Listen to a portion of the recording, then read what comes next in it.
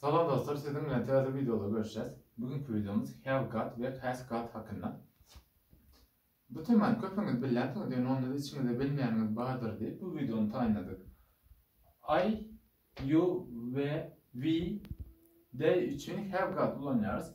He, she, it için has got kullanıyoruz. Negatif söylem yasamak için de have got, has got'ın ortasına not koşuyoruz. Negatif söylemi yasallar.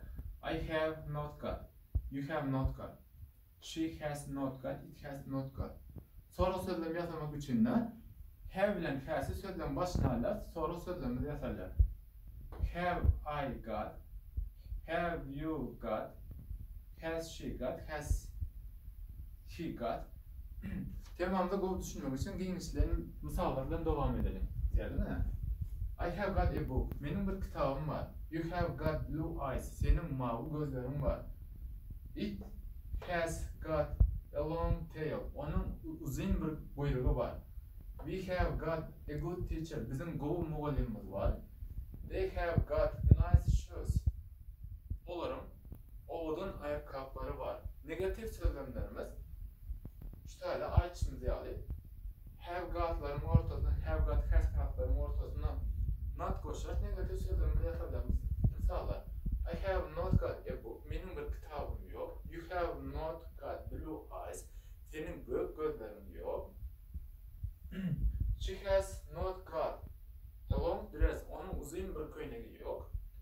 We have not got a good teacher. Bizim bu bir muallimimiz yok. We have not got nice shoes. Soru söylemleri yasamak için de devam edeceğiz.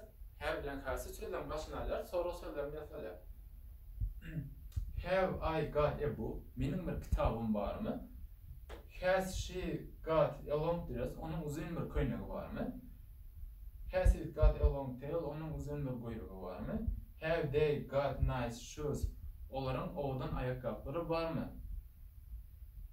Şundan ibaret, yani bir koşkulat yok. Bu sorulara cevap vermek için de mesela bir soru, have you got blue eyes? Senin gök gözlerin var mı diyse, eğer sizin gök gözleriniz var olsa, yes I have deyip cevap verebilirsiniz, değil mi? Yes I have. Hava var. Bunun mani Türkmence tercümesi hava var. Eğer yok olsa da ne diyeceğiz? No, I haven't. Bu haven't, have not'un biz kaldırılış görünüşü. Düşünelim. Edilişim yani. Biz görüşlerdi. Şu tarzda size vacip bir daha daydım. Have got ve has got bu günlerimizde kendini kullanılarak yani got'sız kullanıyor. Böyle ne? Şu tarzda hiç got yok. Got yok. Bu bizim günümüzde belli olan yani got sözlerini hiç bu kendi kullananaklar. Yönesi de bundan havarsız kalman diye aytdım aslında. Yani şu tarzda hem got'ları öçürüp çıkar. Bundan tam öçürdüm yanlışlık bile. Yani got kullanmasan olan molar have ile I have got ikisinin manisi shower meyveler yani hiç kellerini garjlaştırmam molar. Bugünkü temam şundan ibaret, ödümde olacak.